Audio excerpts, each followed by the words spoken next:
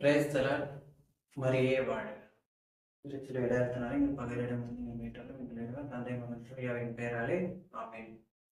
ஆண்டவர் இயேசு கிறிஸ்துவின் பெயராலும் இயேசு கிறிஸ்துவின் இரத்தத்தினாலும் இன்று மற்றொரு வீடியோவில் உங்களை சந்திப்பதில் மிகுந்த மகிழ்ச்சி அடைகிறேன். இன்னைக்கு நாம பார்க்கக்கூடிய தலைப்பு என்னன்னு கேட்டீங்கன்னா, சிலுவை பாதை ஜெபமாலை ஜெபிப்பது எப்படி. எல்லாரும் வந்து பாத்தீங்கன்னா ஜெபமாலைன்னா 53 மணி ஜெபமாலை தானப்பா அப்படின்னு கேட்பீங்க. பாத்தீங்கன்னா அந்த 53 மணிங்கிறதே வந்து சிறுவர்களுக்காக உருவாக்கப்பட்டதுதான். 153 மணி ஜெபமாலை தான் உண்மையானமே முழுமையான ஒரு ஜெபமாலை. இன்னைக்கு 53 மணி ஜெபிக்கிறதுக்கு கூட நிறைய பேர் இல்லைங்கிறது ரொம்ப வருத்தமான ஒரு விஷயம். அதனால என்ன ஆகுது, பல பாதிப்புகள் ஏற்பட்டுட்டு அதுக்கப்புறம் என்ன பண்றோம், நம்ம வந்து இந்த சபை சரியில்லை, இது போல வரலன்னு சொல்லிட்டு நம்ம வந்து என்ன பண்றோம், ஆண்டவர் மேலேயோ இல்லை ஏதோ மேலேயோ குறை சொல்லிட்டு நம்ம போயிடுறோம். சரி, இதை வந்து இந்த ஜெபமாலை எப்படி உருவானுச்சு, இது எப்படி உருவான விதம், அதோட வல்லமை, இதை குறிச்செல்லாம் என்ன பண்ணுவோம் இன்னொரு வீடியோல பார்ப்போம். இன்னைக்கு நம்ம பார்க்கக்கூடிய தலைப்பு என்னன்னு கேட்டீங்கன்னா, சிலுவை பாதை ஜெபமாலை. இத வந்து நான் உங்கள்கிட்ட பேசலான்ட்டு ஆண்டவர் ஒரு வேகம் கொடுத்ததுனால வந்திருக்கேன். ஒரு நாள் நான் ஜெபம் பண்ணிக்கிட்டு இருக்கும்போது ஆண்டவர் வந்து இந்த ஒரு காரியத்தை வெளிப்படுத்தினார். மாதாவும் ஆண்டவரும் சேர்ந்து இந்த ஒரு ஜெபமாலை, இந்த ஜெபமாலையை பற்றி ஆண்டவர் சொன்னதுனால வந்து நான் என்ன பண்றேன், ரொம்ப நாளா இதுதான் நான் ஜெபிச்சுக்கிட்டு வருவோம் எங்களோட ஜெபத்துல.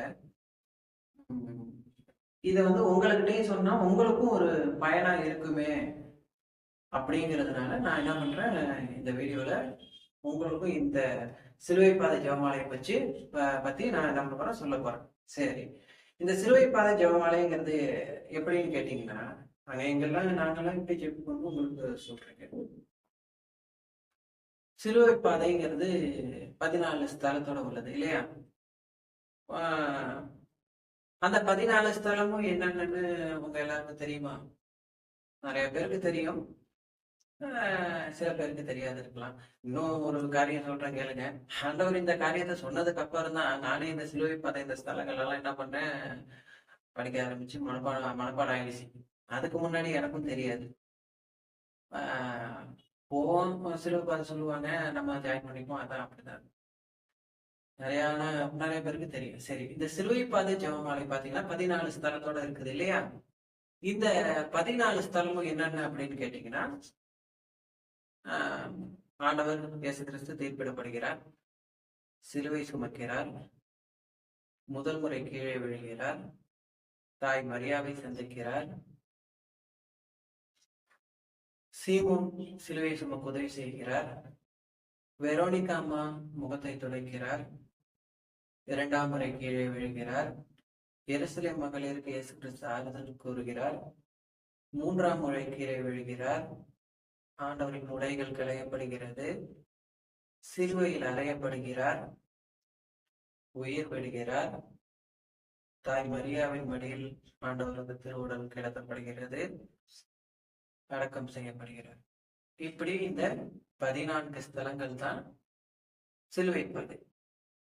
இதெல்லாமே நல்லா ஞாபகம் வச்சுக்கோங்க, சரியா? இப்ப நான் சொல்லி கொடுக்குற இந்த காரியம் வந்து யாருக்கு நீங்க வந்து ஈஸியா எடுத்துக்கிட்டீங்கன்னா இதுல ஒண்ணும் புண்ணியம் இல்லை. ஆனா இது நீங்க நல்ல உணர்வு பூர்வமா உணர்ந்து இந்த சிலுவை பாதை ஜெபமாலையை சொன்னீங்க அப்படின்னா, கட்டாயம் சொல்றேன், இன்னையில இருந்து உங்களுடைய குடும்பம் அப்பரிவிதமா ஆசீர்வதிக்கப்படும். கொஞ்சம் நஞ்சமெல்லாம் இல்ல, நிறைய ஆசீர்வதிப்பார் ஆண்டவர். ஏன்னா இந்த சிலுவை பாதை ஜெபமாலையால நன்மை அடைஞ்ச நாங்க எல்லாமே சொல்றோம், அதிகமான நன்மைகளை அனுபவிச்சதுனால சொல்றோம். பெரிய பெரிய மிராக்கிள்ஸ் எல்லாம் பார்க்க முடியும் உங்களால சிலுவை பாதை ஜெபமாலையை சொல்லும் போது. சரி, இந்த சிலுவை பாதை ஜெபமாலை எப்படி சொல்றது அப்படின்னா, நம்ம நார்மலா சொல்ற ஜெபமாலை போலதான். என்ன ஆரம்பிக்கிறோம்னா, அந்த விசுவாச பிரமாணம், அந்த விண்ணகத்தையும் மண்ணகத்தையும் அந்த படைத்த அந்த ஜெபத்தை சொல்லிட்டு, அப்புறம் ஒரு பரலோக மந்திர அந்த விண்ணுலகில் இருக்கிற அந்த ஜெபத்தையும், அப்புறம் 3 அறலர் இந்த ஜெபத்தையும், அப்புறம் என்ன பண்றோம், இதை சொல்லி முடிச்சதுக்கு அப்புறம் நம்ம எப்போதும் போல 10 மணியை ஆரம்பிப்போம் இல்லையா? இங்க என்ன காரியம் அப்படின்னா, ஒரு ஸ்தலம், முதலாவது ஸ்தலம் அப்படின்னு சொல்லிட்டு திவ்யேசுவே ஆராதித்துவனுக்கு அப்படிங்கிற அந்த ஜெபத்தை சொல்லிட்டு என்ன பண்றோம்னா, ஒரு பரலோக மந்திரமும், அதாவது விண்ணுலகில் இருக்கிற அந்த ஜெபமும், 12 அருள் நிறைந்த மந்திரமும் சொல்லணும். இந்த காரியத்துல என்னது? ஒரு ஸ்தலத்துக்கு 12 அருள் நிறைந்த மந்திரம் சொல்லணும். இப்படி என்ன பண்ணணும்னா, இத ஒரு ஸ்தலத்தை சொல்லிட்டு என்ன பண்ணணும்? 12 அருள் நிறைந்த மந்திரம் சொல்லிட்டு இருக்கும் போதே உணர்வு பூர்வமா ஆண்டவருடைய சிலுவை பாதை தியானிக்கணும். என்ன பண்ணணும்னா, இந்த சிலுவை பாதை சொல்ல 1 மணி நேரம் கிட்ட ஆகும். இந்த சிலுவை பாதையில நல்லா உணர்ந்து சொல்லணும். அதாவது ஆண்டவருடைய அந்த பாடங்களை நினைச்சு கண்ணீர் சிந்தி சொல்லும் போது எந்த ஒரு வெளி சிந்தனைக்கு இடம் கொடுக்காதீங்க. எந்த ஒரு வெளி சிந்தனைக்கும் உங்களுடைய அந்த குடும்பத்தை பத்தியோ இல்ல உங்க அண்ணன் தம்பி உறவினரை பத்தியோ யாரும் எந்த ஒரு சிந்தனையும் இல்ல உங்களான அந்த கடன்களை குறிச்சோ எந்த ஒரு சிந்தனையும் உங்களுக்குள்ளார என்ன பண்ணக்கூடாது. இந்த 1 மணி நேரம் இருக்கவே கூடாது. அதாவது நீங்க என்ன பண்ணணும்னா, நீங்க இந்த இடத்துல இல்லாம ஆண்டவருடைய திருப்பாடுகள்ல நீங்களும் பயணிக்கணும். அந்த 1 மணி நேரமும் முழுசா ஆண்டவரோட உணர்ந்து நீங்க பயணம் செஞ்சீங்க அப்படின்னா வாழ்க்கையில எல்லா வித ஆசீர்வாதங்களையும் நீங்க பெற்றுக்கொள்வீர்கள். சரியா? அதாவது ஒரு மனுஷனுக்கு ஆசீர்வாதம்னா பணம் மட்டும் கிடையாது. பணம்ங்கிறது பேசிக் தான். பணம் ஆசீர்வாதம். ஆசீர்வாதம்ங்கிறது பணம் அடிப்படையா வச்சது கிடையாது. ஆசீர்வாதம் என்னன்னா கடன் இல்லாத வாழ்க்கை, நோய் இல்லாத உடல், சமாதானமான குடும்பம், உறவுகள். இதுதான் ஒருத்தனுக்கு ஆசீர்வாதமா நான் நினைக்கிறேன் ஆண்டவருக்குள்ளாக. இதுதான் இந்த 3 காரியம் தான். நீங்க நினைச்சு பாருங்க. சரி, இது எல்லாத்தையும் நீங்க பெற்றுக்கொள்ளணும் அப்படின்னா இந்த சிலுவை பாதை ஜெபமாலைய உருக்கமா சொல்லணும். 12 மணிய ஒவ்வொரு ஸ்தலத்துக்கும் இந்த ஒரு ஸ்தலம் முடிஞ்சதுக்கு அப்புறம் என்ன பண்ணணும்? தந்தைக்கு மகனுக்கும் தூயாவியாருக்கும் மாட்சி உண்டாக அப்படின்னு சொல்லிட்டு என்ன பண்ணணும்னா, தொடக்கத்துல இருந்து போல சொல்லிட்டு ஓய் நேசு எங்கள் பாவங்களை மன்னியும் சொல்லிட்டு தூயவர் தூயவர் தூயவர் வான்படைகளின் கடவுளாகிய ஆண்டவர் இந்த ஜெப விண்ணகமும் மன்னகமும் உமது மாட்சியால் நிறைந்துள்ளன உன்னதங்களிலே ஓசன்னா ஆண்டவர் திருப்பெயரால் வருகிற ஒரு ஆட்சி பெற்றோர் உன்னதங்களிலே ஓசன்னா மரியே வாழ்க. இப்படிங்கிற இந்த ஜெபத்தை நீங்க கட்டாயம் சொல்லிட்டு தான் என்ன பண்ணணும்? ஒரு ஸ்தலத்தை முடிக்கணும். நல்லா உணர்ந்து பார்த்து இந்த தூய கீதத்தை சொல்லிட்டு நீங்க முடிக்கும் போது அடுத்த ஸ்தலத்துல என்ன பண்ணணும்? இயேசு கிறிஸ்துவின் திருப்பாடல்களின் 2ஆம் நிலை அப்படின்னு சொல்லிட்டு திவ்ய இயேசுவை ஆராதித்து வந்தீரேன்னு சொல்லிட்டு திரும்ப என்ன பண்ணணும்? ஒரு விண்ணுலகில் இருக்கிற அந்த பரலோக மந்திரம் சொல்லிட்டு 12 அருள் நிறைந்த மந்திரம் உருக்கமா என்ன பண்ணணும்? சொல்லணும். ஒவ்வொரு பாடங்களையும் உருக்கமா தியானிங்க. சிலுவை ஆண்டவருடைய சிலுவை சுமக்கிறதுலயும் முதல் முறை கீழே விழும் போது அந்த இடத்துல நீங்க இருக்கணும். அவரை பார்த்துக்கிட்டு இருக்கணும். அந்த அந்த ஒரு என்ன சொல்லணும்? அந்த ஒரு ஒரு துக்கம் உங்க மனசுல இருக்கணும். அவர் கீழே விழும்போது நீங்க என்ன பண்ணணும்? தூக்கி விடணும். நம்மளால என்ன பண்ண முடியும்? அந்த சிலுவை பாதையில பங்கெடுக்க முடியும். நம்ம நினைச்சா பங்கெடுக்க முடியும். சீமோன் சிலுவையை தூக்க உதவி செய்யும் போது நம்மளாலையும் அந்த அந்த சிலுவையை என்ன பண்ண முடியும்? தூக்க முடியும். புரியுதுங்களா? இப்படி நீங்க 12 ஸ்தலத்தையும் தேர இழுக்க நீங்க எல்லாம் ஆசைப்படுறீங்க. ஏதோ பக்தி முயற்சிகள்ல நீங்க ஈடுபடுறீங்க இல்லையா? இந்த சிலுவையை தூக்கணும். ஆண்டவருடைய சிலுவையை உண்மையாலுமே தூக்கணும். ஆவிக்குள்ளாக நீங்கள் சிலுவையை தூக்கணும். அப்பதான் என்ன ஆக முடியும்? நீங்களும் ஒரு சீமோனை போலவும் ஒரு வெரோனிகா அம்மா போலவும் மாற முடியும். இந்த 12 ஸ்தலங்களுக்கும் 14 ஸ்தலங்களுக்கும் 12 12 மணியா சொல்றதுதான் இந்த ஜெபமாலை. இத நம்ம ஒரு நிமிஷத்துல இந்த கொஞ்ச நேரத்துல சொல்லி முடிச்சுட்டாலுமே கூட இத நீங்க செயல்படுத்தும் போது ரொம்ப உருக்கமா செயல்படணும். சரியா? சரி, இதுல இன்னொரு ஒரு காரியத்தையும் நான் உங்களுக்கு சொல்லித்தரேன். இது ஒரு புது காரியமா இருக்கலாம். நான் சொல்றது புதிய விஷயமாவும் இருக்கும் உங்களுக்கு.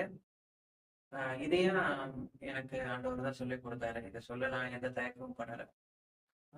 மாதாம்மா சொல்லிக் கொடுத்த ஒரு காரியம் என்னன்னா, மாதாம்மாவோட பேர் என்ன? இந்த லூர்து நகர்ல காட்சியில் பெர்னதெத் அம்மாட்ட என்ன பண்ணுவாங்கன்னா எல்லாரும் கேட்பாங்க, உனக்கு காட்சி கொடுக்குற அம்மாவோட பேர் என்னன்னு கேளு அப்படின்னு சொல்லி கேட்பாங்க.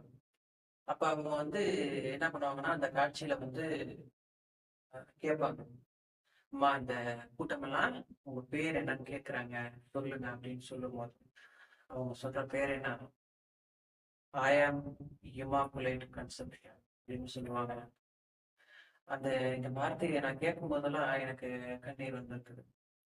அந்த அதனாலதான் நம்ம வந்து அரசி மக்களால நம்ம வந்து மாதாமா இம்மாக்குலேட் கன்செப்ஷன்ங்கிறத நம்ம சொல்லிட்டு இருக்கோம். நம்மள உற்பவி ஜென்ம பாவம் இல்லாமல் உற்பவித்தவள். இது மாதாம்மா வாயில உங்களையே வாய் திறந்து சொன்ன ஒரு காரியம். நம்மளா வந்து நம்ம அறிவுக்கு ஒன்றும் சொல்லிட்டு இல்லை, அவங்க சொன்ன காரியம். அதனாலதான் என்ன பண்றது, இப்ப நீங்க இந்த விஷயத்துல இந்த ஜெபமாலையில புதுசா ஆட் பண்ண போற ஒரு காரியம் என்னன்னா,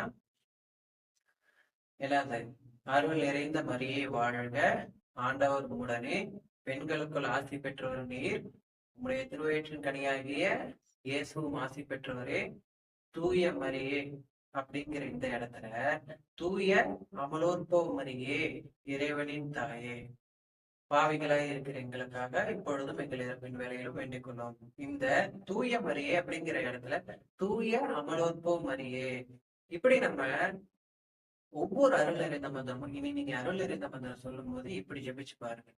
இப்படி நம்ம சொல்லும் போது என்ன நடக்குதுன்னா, அவர் ஜென்மத்துவம் இல்லாமல் உற்பவித்தவருங்கிறத நம்ம ஒவ்வொரு முறையும் சாட்சி கொடுக்கிறோம்.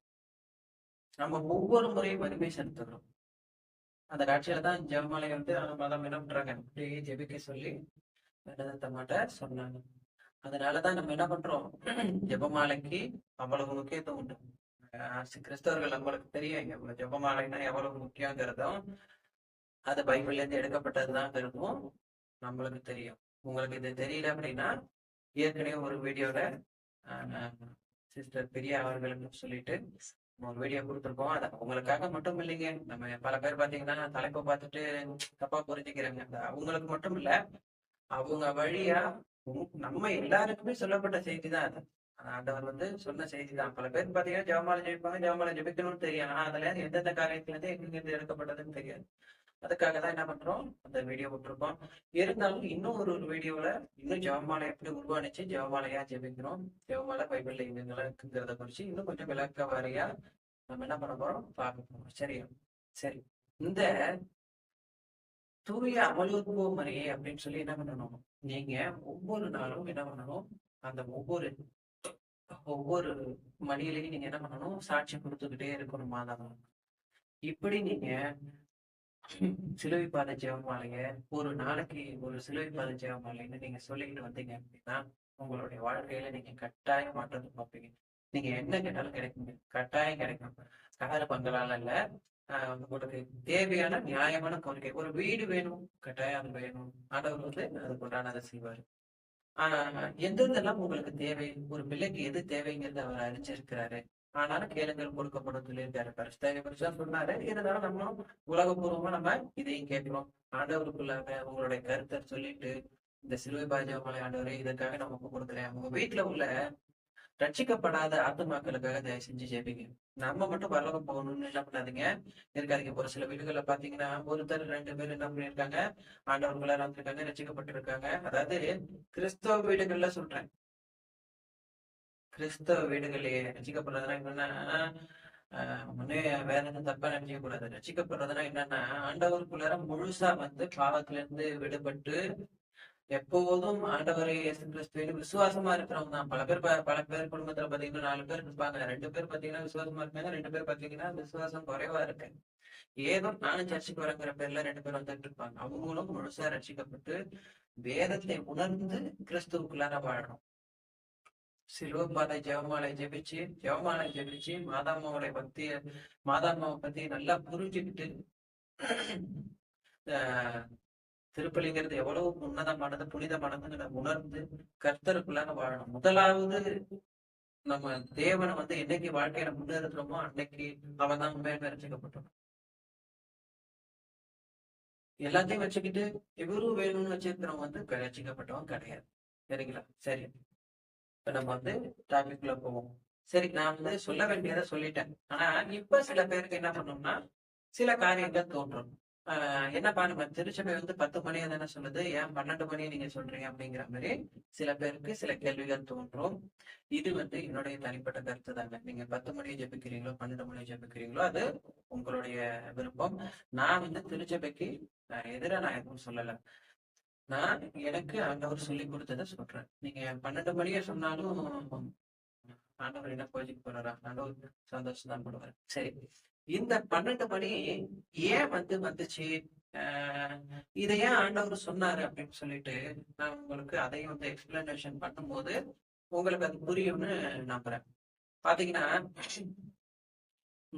பைபிள்ல இருந்து சில காரியங்களை நான் என்ன பண்ண போறேன் உங்களுக்கு எடுத்து சொல்ல போறேன். ஏன் 12 மணி நம்ம சொல்றோம் அப்படின்னு சொல்லிட்டு. 12 மணியில பாத்தீங்கன்னா முதல்ல வந்து நிறைய வசனங்களை நான் வந்து எடுத்து வச்சிருந்தாலும் குறிப்பிட்ட முக்கியமான சில வசனங்களை நான் என்ன பண்ண போறேன் உங்களுக்கு சொல்ல போறேன். பைபிள்ல 12ங்கிறது நிறைய இடங்கள்ல வருதுங்க. ஆனா ரொம்ப முக்கியமான சில விஷயங்களை நான் உங்களுக்கு சொல்ல போறேன். இப்ப ஜெபமாலை நம்ம இயேசு கிறிஸ்துவகிட்டையும் மாதாமாட்டையும் ரெண்டு பேர்ட்டி தான் சேர்த்து ஜெபிக்கிறோம். மாதாமாட்டை மட்டும் சொல்றோம்னு நினைச்சிட்டு இருக்க கூடாது. முதல்ல பரலோக மந்திரம் விண்ண உலகில இருக்கிற சொல்லிவிட்டுதான் நம்ம வரலறிந்த மந்திரத்திலையும் இயேசு கிறிஸ்துவை மாதாமையும் ரெண்டு பேரையும் சேர்ந்துதான் அதுல வந்து சொல்றோம் இல்லையா? சரி, இப்ப வந்து பாத்தீங்கன்னா இந்த 12 மணி எங்க குறிப்பிடப்படுது அப்படின்னா திருவெளிப்பாடு, அதாவது வெளிப்படுத்துற விசேஷம் திருவெளிப்பாடு. திருவெளிப்பாட்டுல 12வது அதிகாரத்துல 1வது வசனம் என்ன சொல்றது அப்படின்னா,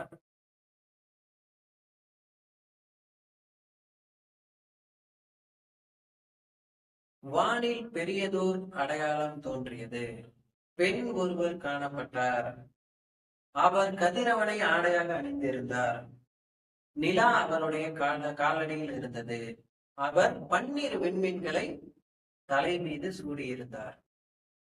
இந்த திருவெளிப்பாடு 12 குறிச்சு என்ன பண்றோம் ஒரு நாள் விளக்கமா இன்னொரு வீடியோல திருவெளிப்பாடு 12 மாதாமாவதான் குறிக்குதுங்கிறத உங்களுக்கு வேத வசனங்களோட எடுத்து சொல்லுவோம். சரிங்களா? ஆண்டவருக்குள்ளாக இப்போ வந்து அந்த டாபிக் உள்ளார போக வேணாம். ஆனா கட்டாயம் இதுக்கு அடுத்தடுத்த வீடியோ அதுவா தான் இருக்கும். சரியா? இந்த வசனத்தின் படி பாத்தீங்கன்னா பெண் ஒருவர் காணப்பட்டார். யாரே? மாதாமா. யார் பாக்குறான்னா யோவான் அன்பு சீடர் பாக்குறாரு அந்த காட்சிய. அதுல ஏன் ஏன் மாதாமா வந்து அவர் சொல்றாரு அப்படின்னா என்ன காரியம் அப்படின்னா அவருக்கு மாதாமா மேல அவ்வளவு அன்பு இருந்தது. இன்னைக்கு பாத்தீங்கன்னா பல பேர் வந்து கிறிஸ்துவுக்குள்ளாக இருக்கிறேன்னு சொல்லிட்டு மாதாமா இருக்கிறவர்களா இருக்கிறது வந்து கிறிஸ்துவின் மேல அன்பு இல்லாதவர்கள் இருக்கும். ஏன்னு கேட்டா அன்பு சீடரான இவர் யோவான் வந்து எல்லா அப்போஸ்தலர்களும் ஓடி போன போதும் இந்த சிலுவையில அந்த சிலுவை பாதையில தொடர்ந்து வந்தார், பயணிச்சு வந்தாரு. எந்த ஒரு எதுக்குமே பயப்படாம கடைசி வரைக்கும் சிலுவை அடியில நின்னதுனால அவருக்கு கிடைச்ச மிகப்பெரிய பரிசு என்ன தெரியுமா? மிகப்பெரிய ஆசீர்வாதம். இவரே உன் தாய், இவரே உன் மகன். அதாவது முதல்ல பாத்தீங்கன்னா இவரே உன் மகன் சொல்லி மாதாம்மா கிட்டதான் நம்மளை ஒப்படைச்சிருக்கிறாரு. நம்மளாச்சவங்க கிறிஸ்தவர்களால நீங்க என்னதான் வந்து சொன்னாலும் சரி, நீங்க எல்லாமே மாதாவோட பிள்ளைகள். ஒத்துக்கிட்டாலும் ஒத்துக்கலைனாலும் சரி மாதாவோட பிள்ளைகள். ஏன்னா உங்களுக்கு கிறிஸ்துவின் மேல அன்பு இருக்கா? இப்படி அன்பு இருக்கு அப்படின்னா நீங்க மாதாமாவோட பிள்ளைகள். ஏசப்பான்னு எப்படி சொல்றோமோ அன்போட, அதே போல மாதாமான்னு அன்போட சொல்லணும். ஏன்னா அவங்கதான் நம்மளுடைய முதல் தாய். ஏவாள் இல்ல, இரண்டாம் ஏவாள்.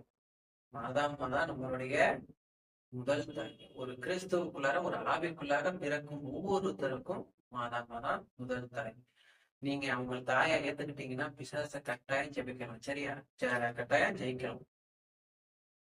மாதாமா தான் முதல் தாய். அவருக்கு கிடைச்ச மிகப்பெரிய பரிசு என்ன? இவரே உன் தாய். நம்மளோட அன்னை தான் அவங்களுக்கு அன்னையா கிடைச்சதுனால யோவானுக்கு மாதாமா மேல ரொம்ப தீராத அன்பு உண்டு.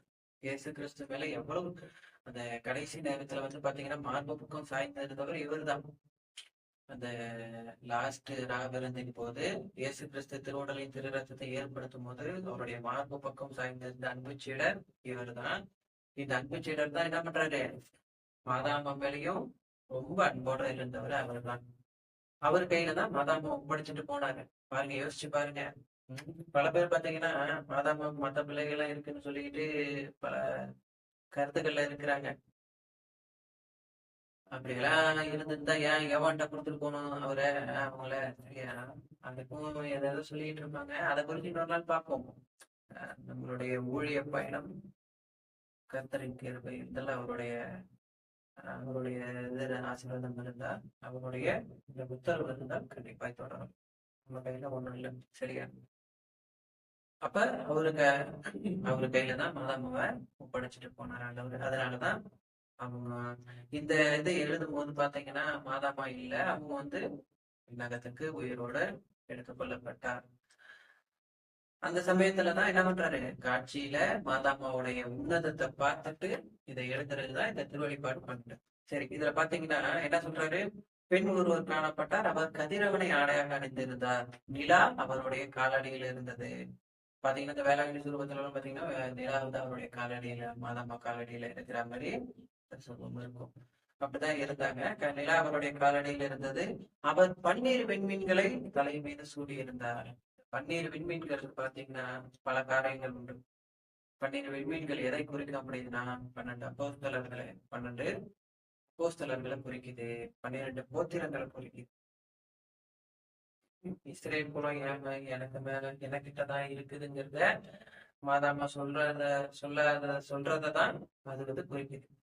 12 அப்போஸ்தலர்களும் என்னுடையவர்கள், இயேசு கிறிஸ்துவின் பிள்ளைகள். நான் சொல்லிக்கிற எல்லாருமே அவருடைய பிள்ளைகள் தான். நீங்க எல்லாமே ஒரு ஸ்டார்ஸ். அதனோட கிரீடம்னா தலையில அவருடைய கிரீடமா, அந்த ஒரு அங்கமா நம்ம இருக்கோம். அப்போஸ்தலர்கள் 12 அப்போஸ்தலர்களும் நட்சத்திரங்களா இருக்கிறாங்க. அதனாலதான் இந்த காரியத்தினாலதான் நான் என்ன பண்றேன், ஆண்டவருக்குள்ளாக ஜெபமாலைட்ட 12 மணிய சொல்ல ஆரம்பிச்சோம். இந்த 12 மணி மட்டும் இல்லைங்க. இன்னும் பாத்தீங்கன்னா இயேசு கிறிஸ்துவின் சீடர்கள் 12 பேரு இன்னொரு காரியத்தை, மிகப்பெரிய காரியத்தை சொல்றாங்க, கேளுங்க. எலியா பாத்தீங்கன்னா அந்த கார்மேல் மலையில பாத்தீங்கன்னா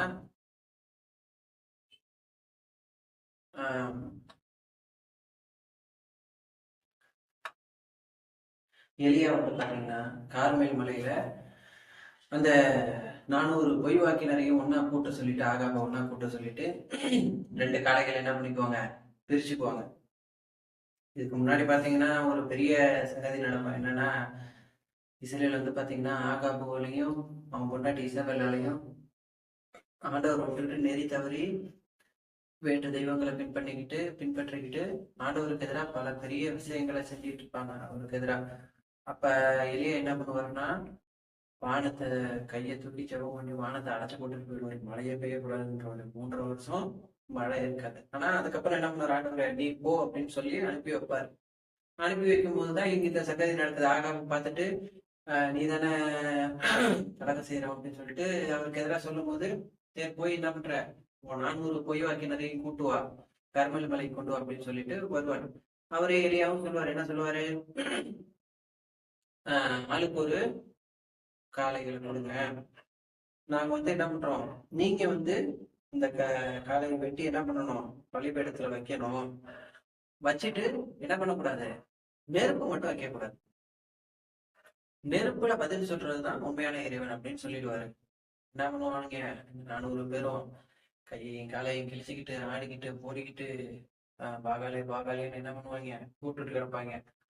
ஒண்ணுமே பதில் இருக்காது.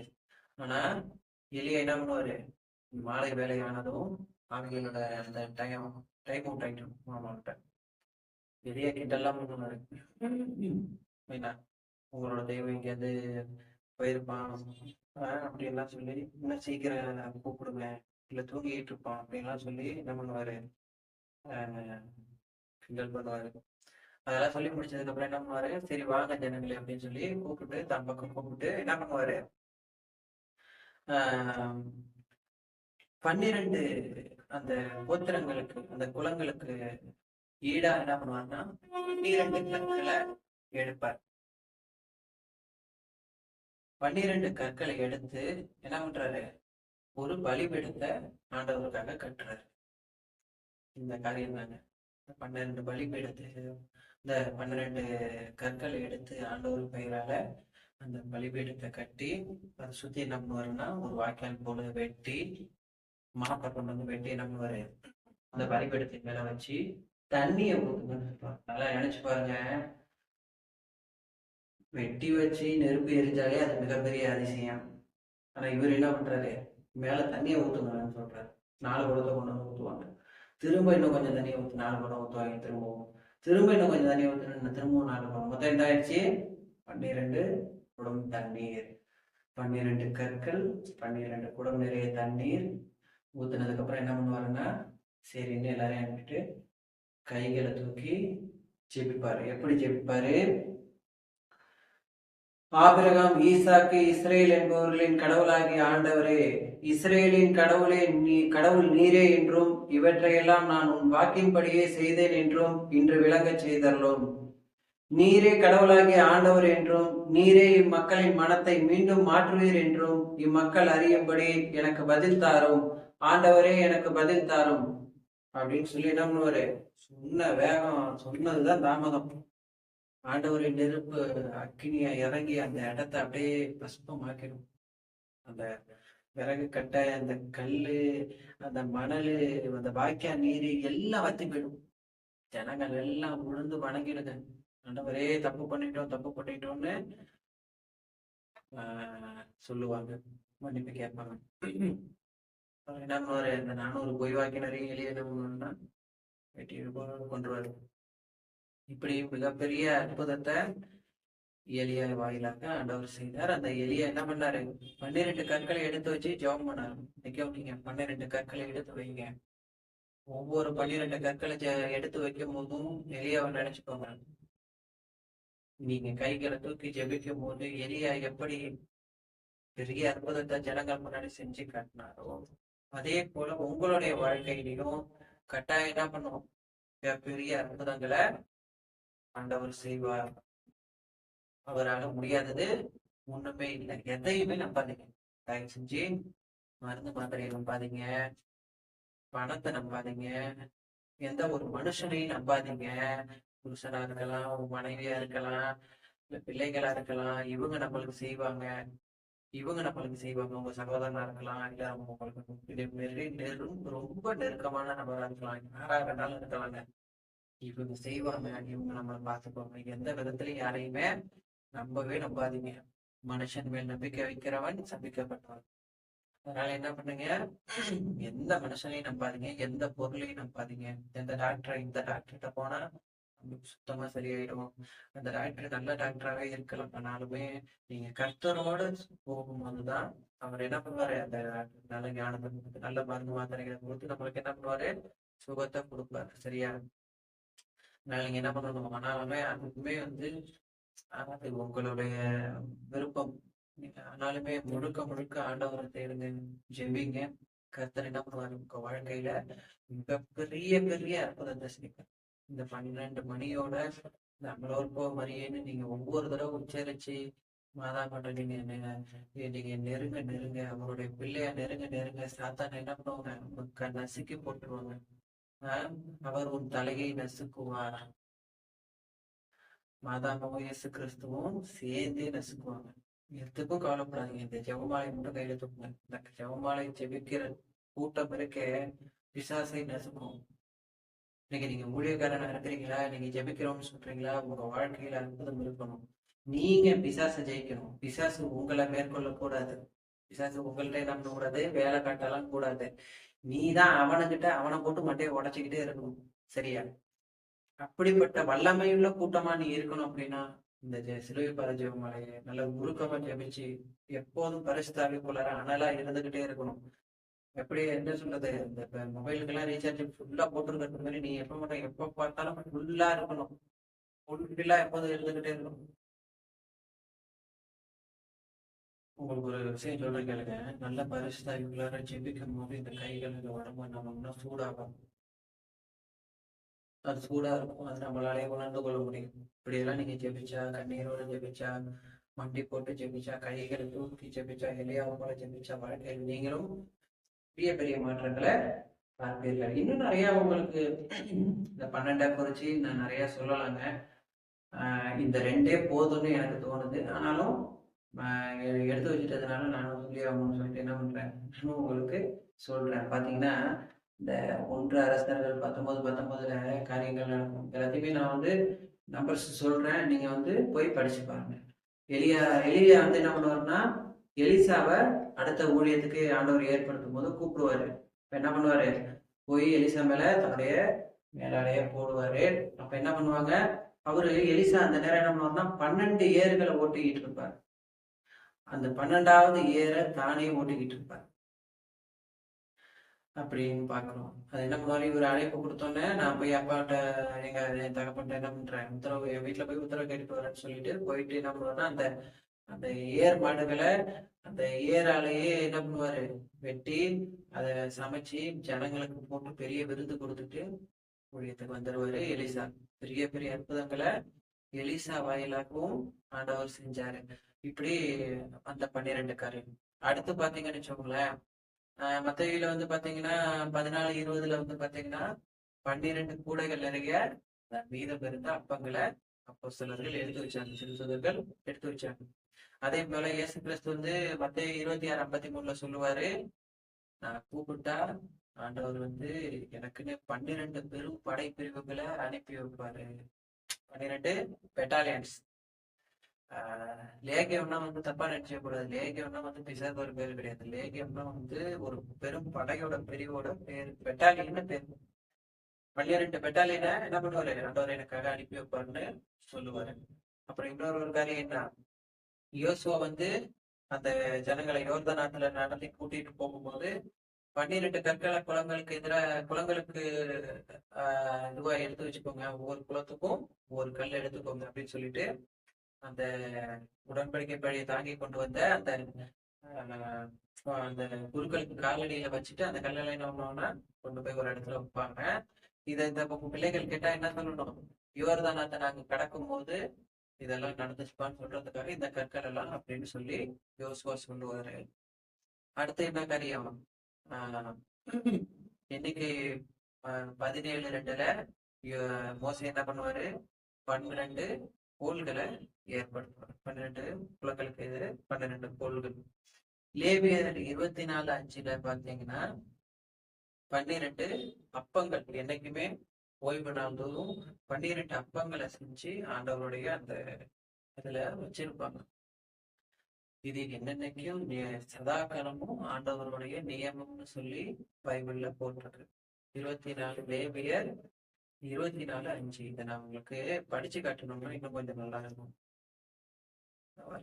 லேவியர் 24:5 என்ன சொல்லுதுன்னு பாத்தீங்கன்னா,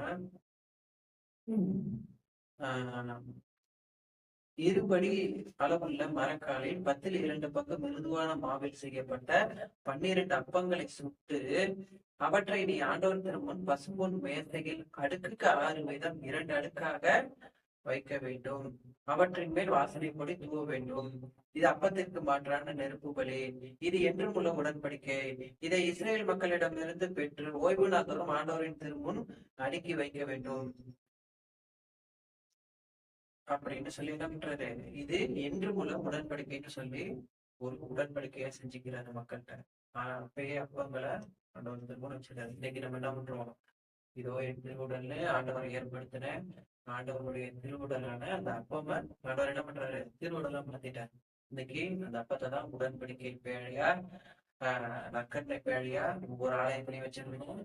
அது அந்த உயிருள்ள அந்த திருவுடலின் முன்னாடி விழுந்து வணங்கி செய்வீங்க, ரொம்ப நல்லது.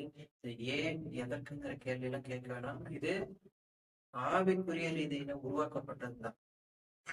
இன்னைக்கு ஆவிக்குரியவர்கள் வழிநடத்துறாங்களான்னு நீங்க வந்து மனுஷர்களெல்லாம் பார்க்க வேணாம்.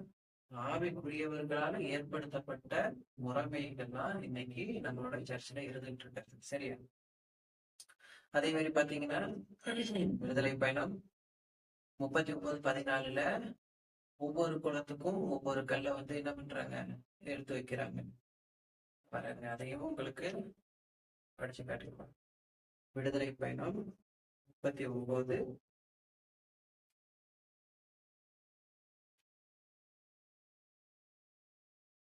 39 14.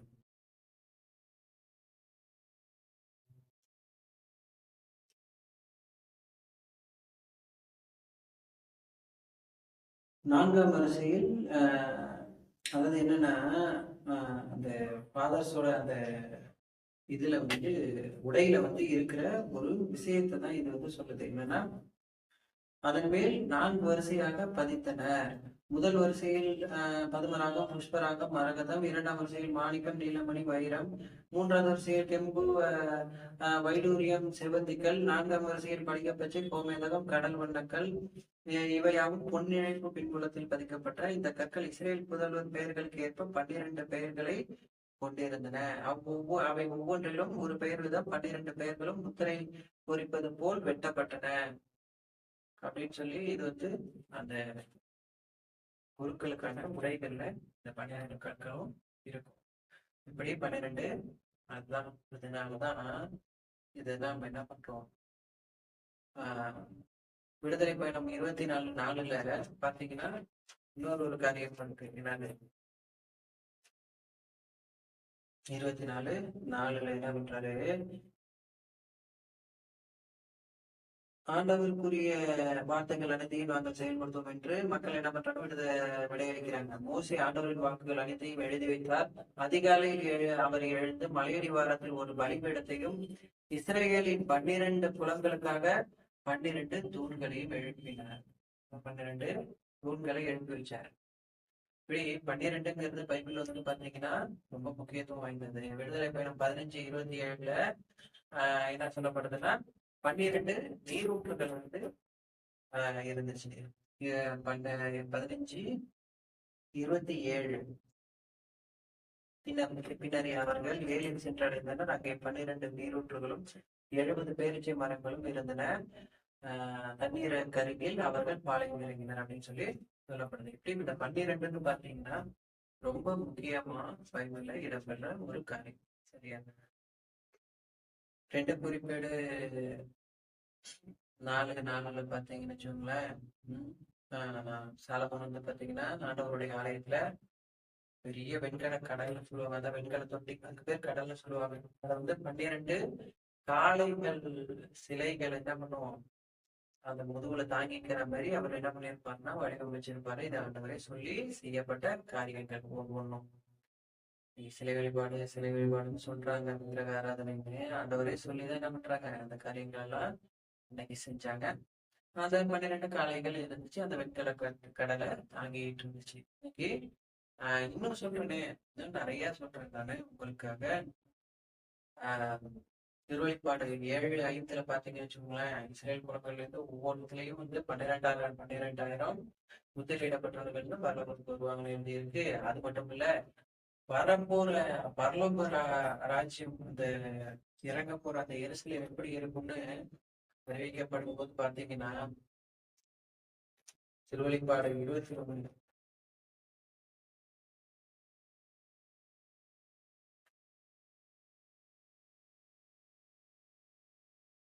திருவெளிப்பாடு 21:12 அதை சுற்றி பெரிய உயர்ந்த மதிலும் 12 வாயில்களும் இருந்தன. அந்த பரலோகராஜ்யத்துல என்ன பண்ணுவோம், எருசலேம்ல 12 வாயில்களும் 12 அப்போஸ்தலர்கள் வழியா வர இந்த மக்கள், 12 கோத்திரங்கள் வழியா வர மக்கள் 12 வாயில்கள் வழியா உள்ளார போவாங்க. அந்த வாயில்களுக்கு பொறுப்பாய் 12 வானதூதர்கள் என்றார்கள். இஸ்ரேல் மக்களுடைய 12 குலங்களின் பெயர்களும் அவ்வாயில்களில் குறிக்கப்பட்டிருந்தாங்க. அந்த ஒவ்வொரு வாயிலையும் என்ன பண்ணணும்னா யாக்கோபின் புதர்கள் அந்த இஸ்ரேல் 12 கோத்திரத்தின் அந்த பெயர்களும் மூப்பர்களோட பெயர்களும் எழுதப்பட்டு இருக்கும். 12 குலங்களின் பெயர்களும் எழுதப்பட்டு இருக்கும். அப்புறம் என்ன பண்ணோம், நகரின் மதில் 12 அடிக்கற்களை கொண்டிருந்தது. அவற்றில் ஆட்டுக்குட்டியின் 12 திருத்தூதர்களின் பெயர்களும் என்ன பண்ண அப்போஸ்தலர்கள் பெயர்களும் எழுதப்பட்டு இருக்கும்.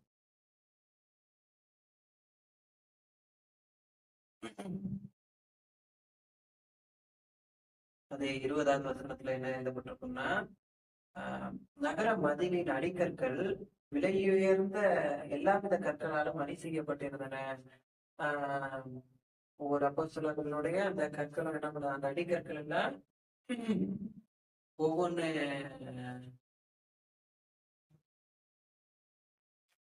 முதலாவது படிகக்கல், இரண்டாவது நீலமணி, மூன்றாவது இளவண்ண படிகம், நான்காவது மரகதம், ஐந்தாவது கோமேதகம், ஆறாவது மாணிக்கம், ஏழாவது முற்கள், எட்டாவது படிகப்பட்டு, ஒன்பதாவது புஷ்பராகம், பத்தாவது வைடூரியம், 11வது பதுமராகம், 12வது சுகந்தி.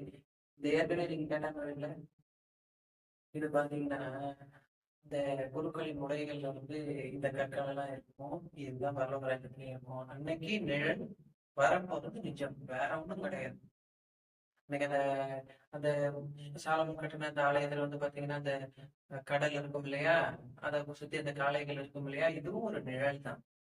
உண்மையாலுமே என்ன இருக்குது, அந்த கண்ணாடி கடல் இருக்கும் ஆண்டவருக்கு முன்னாடி. இந்த மாதிரி எல்லாம் நிறைய காரியங்கள் நிழலாகவும் வரப்போறதுல நிஜமாகவும் இருக்கும். சரி, இது உங்களுக்கு இன்னும் ஒரே ஒரு காரியம் மட்டும் சொல்லிட்டு முடிச்சுப்போம். 22வது அதிகாரத்துல 2வது வசனத்துல பாத்தீங்கன்னு வச்சுக்கோங்களேன், ஆண்டவருடைய இந்த காலடியில இருந்து ஒரு ஆறு ஒண்ணு புறப்பட்டு வரும். பின்பு அந்த வானத்தில் வாழ்வழிக்கும் தண்ணீர் ஓடிக்கொண்டிருந்த ஒரு ஆற்றை எனக்கு காட்டினார். அது கடவுளும் அது வலிக்கு போல் ஒளிர்ந்தது. அது கடவுளும் ஆட்டுக்குட்டியும் வீட்டிலிருந்த அரியணையிலிருந்து புறப்பட்டு நகரின் தெரு நடுவே பாய்ந்தோடியது. ஆற்றின் இரு மரமும், அதாவது இரு பக்கமும் வாழ்வு தரும் மரம் இருந்தது. வாழ்வு தரும் மரங்கள் இருந்தன. மாதத்துக்கு ஒரு முறையாக அது ஆண்டுதோறும் 12 முறை கனிகள் தரும். 12 முறை கனிகள் தரும். அதன் இலைகள் மக்கள் இனங்களை குணப்படுத்தக்கூடியவை. சாபத்துக்குள்ளானது எதுவும் நகரில் ஈராது அப்படின்னு சொல்லி என்ன பண்றாங்க, அந்த இது போகுது. இதுல 12 மாசத்துக்கும் என்ன பண்ணுமா, இரண்டு பக்கமும் வாழ்வு தரும் மரம் இருந்தது. 12 மாசத்துக்கும் ஒரு ஒவ்வொரு மாசத்துக்கும் ஆண்டுதோறும் 12 முறை என்ன பண்ணுமா, அது கனி கொடுக்கும். நீங்களும் நானும் கனி கொடுக்க வேண்டும் ஆண்டவருக்கு. ஆண்டவராகிய இயேசு கிறிஸ்துவுக்கு நம்ம எல்லாரும் என்ன பண்ணணும், கனி கொடுக்கும் பிள்ளைகளா இருக்கணும். இந்த டாக்ல நீங்க 12ங்கிற இது எவ்வளவு முக்கியத்துவம் வாய்ந்ததுங்கிறத உணர்ந்திருப்பீங்கன்னு நம்புறேன். இதெல்லாம் சொல்லிதான் ஆண்டவர் என்ன பண்றேன், ஆண்டவர் சொல்லிதான் நான் என்ன பண்றேன், சிலுவை பாத ஜெபமாலை ஜெபிக்க ஆரம்பிச்சோம். ஜெபிக்க ஆரம்பிச்சு பல பெரிய மாற்றங்களை உணர்ந்தோம். நீங்கள் வாழ்க்கையில மிகப்பெரிய மாற்றங்களையும் மிகப்பெரிய அற்புதங்களையும் பார்த்து ஆண்டவர்களாக வரணும். பாவத்தை விட்டு என்ன பண்ணணும், நோய்கள் இருந்து விடுபட்டு சண்டை சச்சரவுகள் இருந்து விடுபட்டு சமாதான வாழ்க்கைக்குள்ளார நீங்க என்ன பண்ணணும், எல்லாரும் வரணும். ஜெபிப்போமா. ஆண்டவர் இயேசு கிறிஸ்துவின் பெயராலும் இயேசு கிறிஸ்துவின் ரத்தத்தினாலும் இந்த காணொலியை காணும் உங்களை ஆவரையும் ஆண்டவர் தம் கரத்தை உங்கள் தலைமையில் வைத்து ஆசீர்வதித்து உங்களை வழி நடத்துவதாக. உங்கள் குடும்பத்தில் இருக்கும் பிணிகளையும் நோய்களையும் கட்டுக்களை எல்லாம் உடைத்தெறிந்து நீங்கள் விடுவிக்கப்படுவீர்களாக. விடுதலையின் பிள்ளைகளாய் மாறுவீர்களாக. மாதாவின் பிள்ளைகளை என்றும் கனி கொடுப்பீர்களாக. இயேசுவின் பிள்ளைகளாய் என்றும் வாழ்வீர்களாக. ஆண்டவர் இயேசு கிறிஸ்து உங்கள் குடும்பங்களில் சமாதானத்தின் தேவனாய் உலாவி சமாதானத்தை உங்களுக்குள் தந்தருள்வராக. கடல் இல்லாத நிம்மதியான ஒரு வாழ்க்கையை உங்களுக்கு தந்தருள்வராக. ஆண்டவர் இயேசு கிறிஸ்துவின் பெயராலும் இயேசு கிறிஸ்துவின் நடத்துவதனாலும் நீங்கள் அனைவரும் ஆசீர்வதிக்கப்படுவீர்களாக. அவருடைய முன்முடிப்புள்ளாக நீங்கள் அனைவரும் வாழ்வீர்களாக என்று வாழ்நாள் செய்கிறவர்களே. எங்கள் ஆண்டவராக இயேசு கிறிஸ்துவின் பெயராலும் கேட்கிறேன். படைகளை ஆண்டவரே, ஆட்சியும் வல்லமை மாட்சியும் என்றென்றும் உக்குரியதே. ஆமென். Praise the Lord. மரியே வாழ்க.